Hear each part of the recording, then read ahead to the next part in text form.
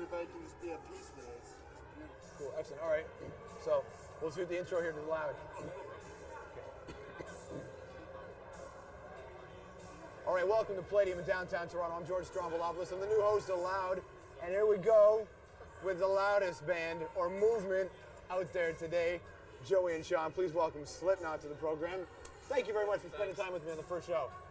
Right now, hopefully, in TV land, there's a bunch of people going. You can do it, man. I want to let you guys keep talking for the whole thing. Yeah. All right, talk about this record, you know, the Slipknot album that's out there right now, and what's happened. Ozfest is when it really started to hit the other members of the media who were not familiar with what Slipknot was doing, and now it's huge. Those were the non-believers. The fact is, the believers all are legions of fans, the sickest fans I've probably ever. I mean, I can put myself out of the band and look at it like I'm not in the band, and it's a very liberating and very freeing feeling, and very humbling that we have such a legion of fans the way they are. They're the whole reason that all those people kind of came back into the fold, all the industry people, still who actually do not matter to the band. The fact is, look, you got a Sepultura shirt on. It's an honor to be doing an interview with a guy that knows what he's doing. A lot of these people come up and ask for interviews with the band, and we're like, you don't even know who the hell Slayer is. Beat it, geek. I don't understand that, man. Slayer is maybe the biggest band, that started everything for everybody. They're trying to fill a quota. There is no quota when it comes to Slipknot. It's just the way it is. They figured us out, wait until our next record. You think this record's something you wait on our next album? What's really funny about what Slipknot has done is that, a lot of bands get together and they even soften the music. It happens in metal all the time to get themselves a song on the radio, to get themselves a video, on a video channel. Slipknot has gone the other way. It is as heavy as it's going to be. It's not. No, that's where you're wrong. No. First of all, no. First of all, come on, man. No. Rule number one. That's right. That's why rules like that are invented, see? We're not cattle, you know what I'm saying? It's we're going to evolve. We're going to, our brain, our spirit, our music, everything, and that's why you as a reporter or whatever you are, a video guy, you know what I mean? You need to step out of the mold too. That kind of thinking, negative. No, but I'm talking about what you guys have done this is as heavy as it gets for a band to be as big as you are. Because the next album's going to be heavier. But I'm saying to this date, though, no one has gone this way and gotten famous. I mean, Metallica even slowed it down. He's right. And not Are we famous? Dude, you're gold in many countries. You're famous. As a band. Not as individuals because you've taken that out of the equation. I see it in the fact that it's happened that fast. I've never seen it happen that fast before. Thanks to all our fans. Wow, thank you. There you go. All right, let's take care right now. Spin a Slipknot video on Loud. We're going to come back and talk about the other video that we can't play. Yep. Hey, we got to get these guys on the camera because they're fans, Absolutely, man. They're like two fans. We're here. I've never been here. And then we get here and there's two fans like that. Rules, All right, we're going to come back. We're going to meet some of Slipknot's fans. Slipknot on Loud.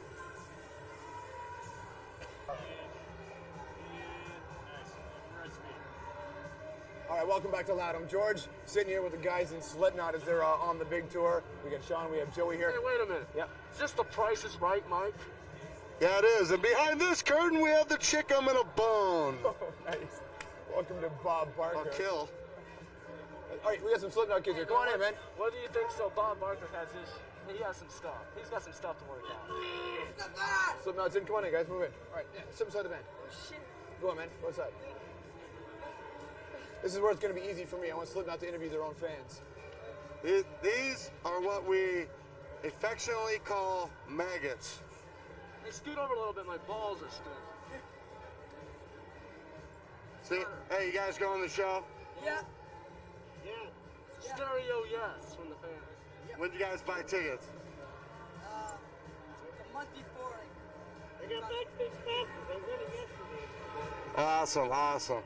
You guys scheduled, just to clear everything up, were you guys scheduled to go to the show before they got canceled? Yeah, it got canceled. We were getting pissed off. Well, you guys know it wasn't our fault, right? No. We'd never do that to you. No. What happened? The border would not let us in. That's what happened. Yeah. We weren't snowed in. We had nothing like that. The border would not let us in because this guy was freaked out that he had to get off work at this certain time and would not help us, let alone sending us back to the border. Yeah, it was screwed up, man. The guy had been working all night, and he just didn't want to deal with it. And then it escalated from there, you know, because we went nuts. We were like, we got a sold-out tour, our fans, blah, blah, blah, and it got escalated, and then it got hairy, and then we had to leave. So you didn't get in the country, but you actually rescheduled pretty quickly. Well, you have to. You have a responsibility to do that, you know? How long you guys plan on being on the road on this album? I think it's safe to say we're probably going to go up to October, the end of October, maybe even the end of November. The new album will probably not be out until the first quarter of the new year. All right, so while we're sitting here doing some stuff on Loud, some videos we want to play. We just played one Slipknot video. We can't play the first single because it was banned. Hey, I just want you to know that by not playing Spit It Out, you're doing a very, very bad thing, and I don't like you because of it. And I will really, really think about how I will change this. But whoever is in charge of banning that video, I'm going to meet you, and we're going to have a conversation. The conversation will consist of you want to flip for a punch in the face, and the thing is you can only answer a yes because of the fact we won't let you out the room. The fact is I like it that they won't play the video. I think it's great. Don't play it. It doesn't matter. They understand regardless. We don't need the video play. All right, let's Don't need it. another video we can play. Pick a band you want to see. Sepultura? We'll do Sepultura. What Arise. song? Arise. Here we go. Sepultura, Arise on Loud. Cool. Excellent. Thanks, man. Awesome. Hey, we'll see you guys tonight, man. All right. Awesome. Oh, can you guys do me a favor? My girlfriend's sick, and can you send this out to her, like, sign? Yeah, man. I know you guys say Magic Garden. Only shots.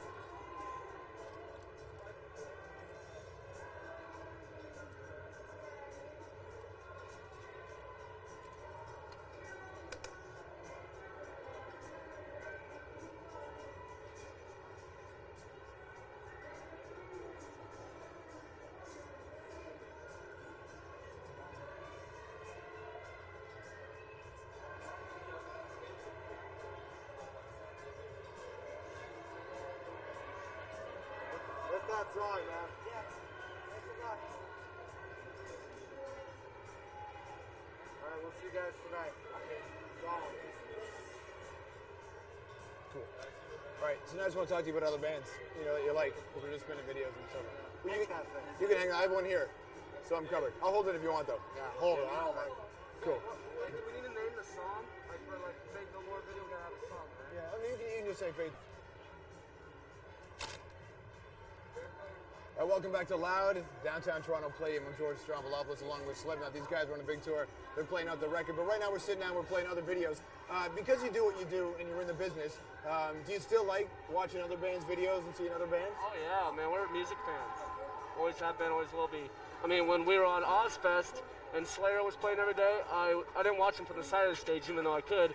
I went out in the front row with all the rest of the people that probably just saw me play like an hour earlier. Didn't know I was there, and I'm like right in the front row, singing every word. So Slayer, one of the bands. What else are you out there liking? What, on Ozfest? Yeah, Ozfest, or just videos. Oh, you know, we made a lot of friends. System of the Downs, friends of ours, Head PE, you know. I mean, we like all kinds of music, man. There's 9 of us, and we pretty much, it's kind of cool because, you know, there was a point when we were liking all new stuff, and it's cool. When we go to in-stores, we get CDs, and everybody's like collecting the old school. Like, I noticed someone got Ozzy Bark of the Moon last night, and someone got A Merciful Fate. That's me, dude. Yeah, well, don't you have them all by now? I don't got the new one. And then someone, the other percussionist, got a couple Venom albums.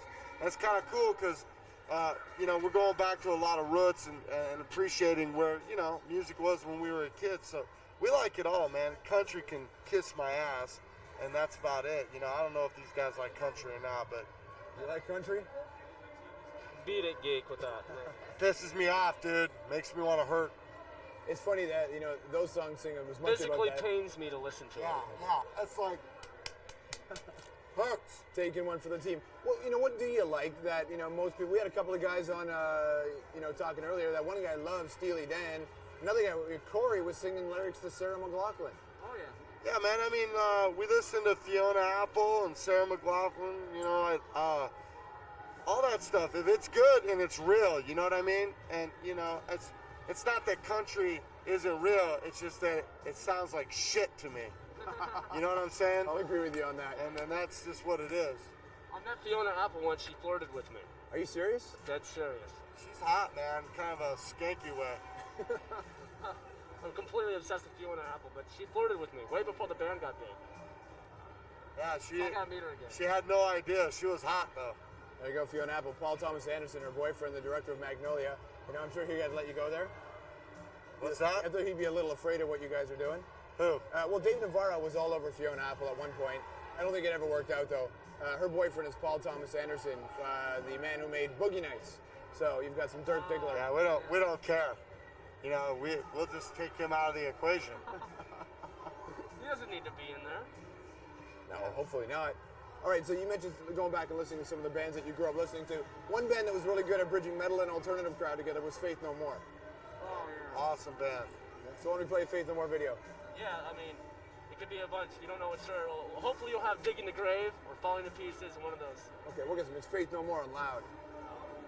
Excellent. This next segment, I just want to ask you about Tattoo the Earth. Excellent.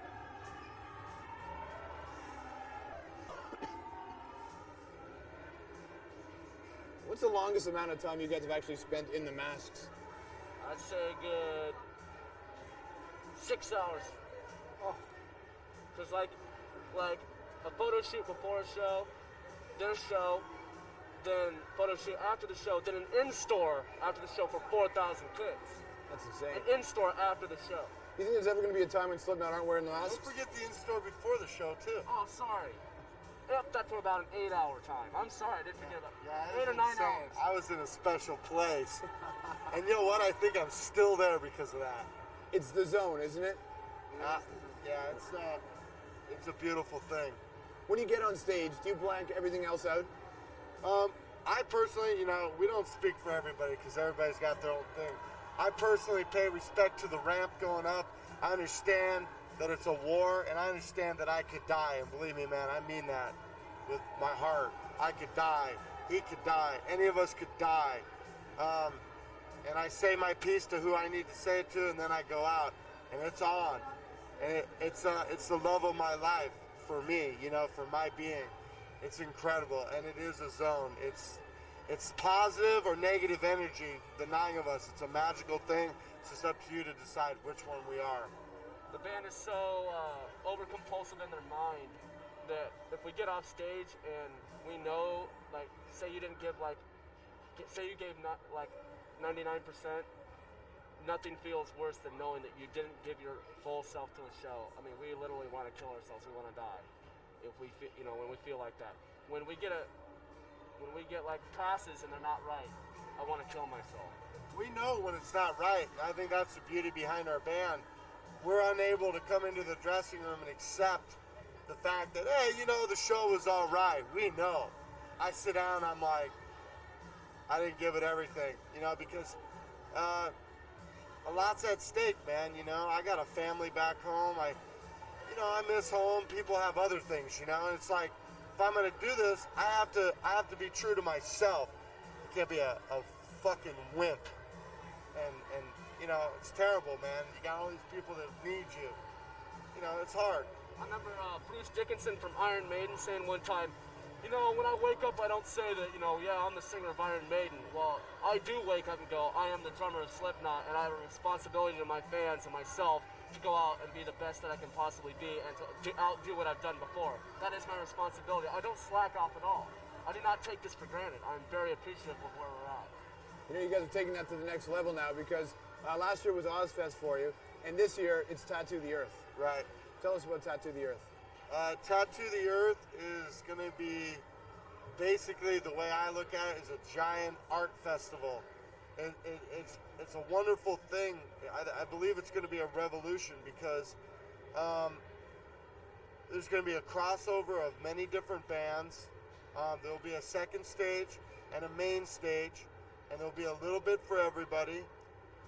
And then you have this other thing. Instead of like going out and buying the same damn jewelry from every vendor and all this, you're going to have tons of tattoo artists who are like some of the best guys in the world. such as Paul Booth, such as Paul Hero Booth has from done everybody. yeah, I mean, dude, he's a genius. His art is so intense. And then you have Hanky Panky from Holland. You got Hero from Japan. You just have all these great tattoo artists who are going to be spreading their disease, their sickness, you know, that I think every day, you know. And they're going to be general admission shows. We're going back old school, you know. I think the majority of them are going to be general admission.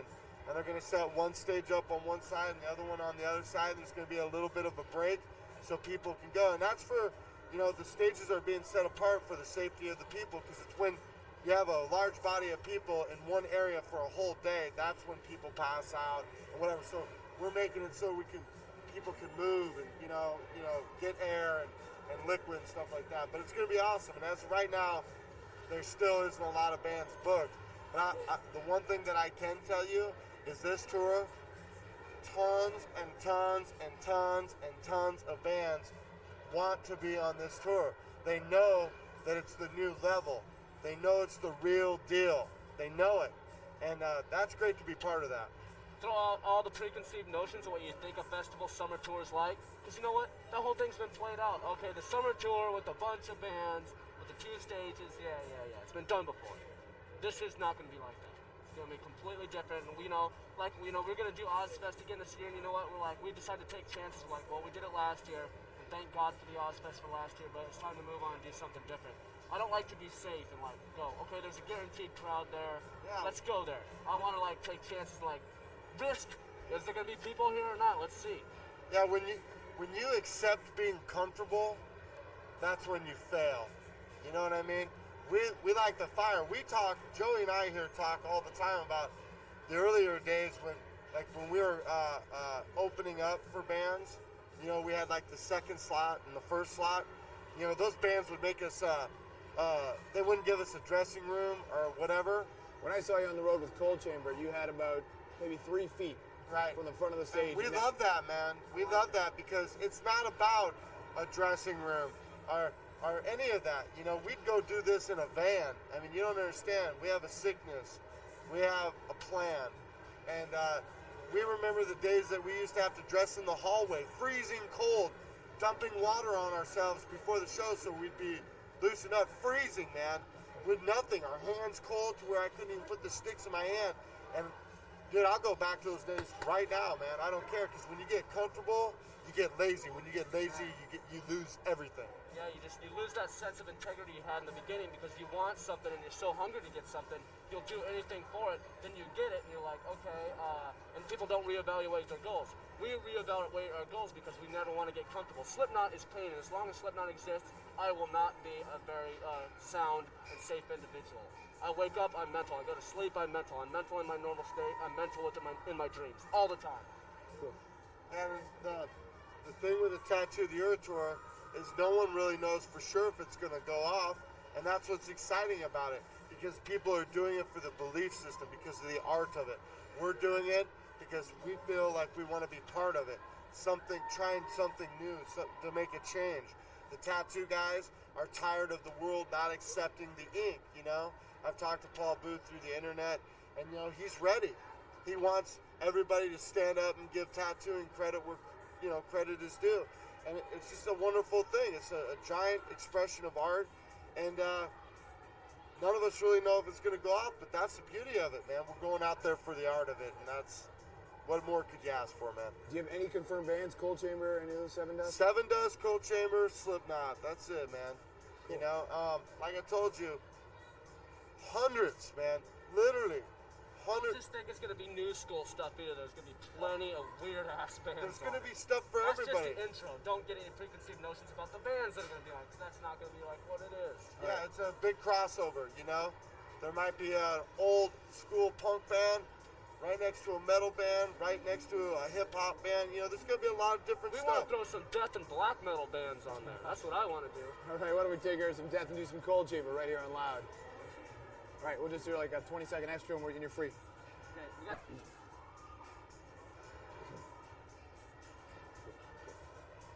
All right, there's a little Slayer for you on Loud. I'm George, right here in Palladium in downtown Toronto with the guys from Slipknot. Slayer are one of those bands that made it possible for everybody. Absolutely.